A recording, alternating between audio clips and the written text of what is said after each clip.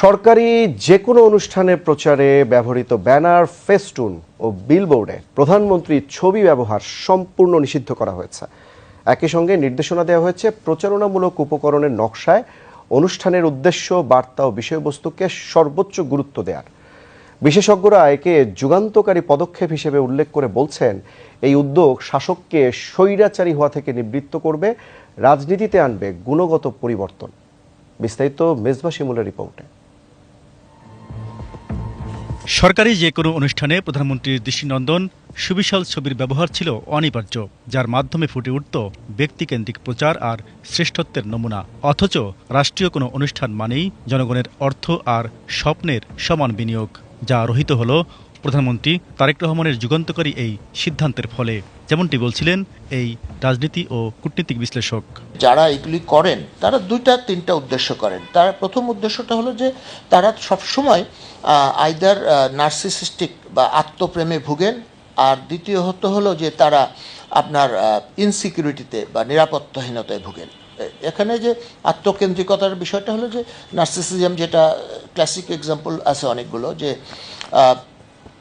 মানুষ নিজেকে প্রকাশ করতে চায় যে আমি পদ্মা ব্রিজ করেছি, আমি টানেল করেছি কর্ণফুলী নদীতে। হ্যাঁ, এই জিনিসগুলি কারো ব্যক্তিগত অর্থে তো এগুলি তৈরি হয়নি, এগুলি তৈরি হয়েছে রাষ্ট্রীয় অর্থে। এবং ধরেন এই যারা করেছেন আমাদের বিগত সরকারের সময়, আমরা দেখেছি যে আপনার এগুলিতে বহু গুণ আপনার অর্থ ব্যয় করা হয়েছে, যেটা প্রয়োজনের তুলনায় 3 গুণ 4 গুণ পর্যন্ত। পৃথিবীতে 3 ধরনের সরকার এই ধরনের আত্মপ্রচারে মগ্ন থাকে উল্লেখ করে তিনি বলেন, বাংলাদেশে 24-এর গণ অভ্যুত্থান পরবর্তী যেসব মুরাল বা মূর্তি ভাঙা হয়েছে তার পেছনে জনরোষ কাজ করেছে।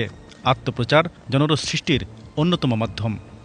পৃথিবীতে অনেক দেশেই কিন্তু এই ব্যক্তিকেন্দ্রিক কিংবা রাষ্ট্রপ্রধান বা রাষ্ট্রপতি কেন্দ্রিক যে ফোকাসটা এটা হয়, এটা 3 রকম দেশে হয়। প্রথম দেশগুলো হলো যে যারা হলো পুরোপুরি অথরাইটারিয়ান, সাচ এস যে নর্থ কোরিয়া, এইসব দেশে যেখানে কিম জং উন তিনি বা তার বাবা, তার দাদা, এনাদের ছবিগুলি হয়। দ্বিতীয় হলো যে দেশগুলি রাজা বা বাদশাহ কেন্দ্রিক, যেমন সৌদি আরব, কাতার, এইসব দেশগুলোতে এই ব্যক্তিকেন্দ্রিক প্রচারণটা হয়। আর তৃতীয় যেটা হয় সেটা হলো যে আফ্রিকার দেশগুলিতে হয়, যে যারা ক্ষমতায় আসেন যখন কিংবা যেভাবে তারা তাদেরকে ফোকাস করার চেষ্টা করেন।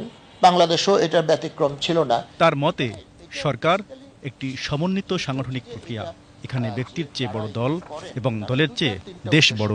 সরকারের এই উদ্যোগ তারই প্রমাণ। সবসময় মেজবা শিমুল, বিটিভি নিউজ, ঢাকা।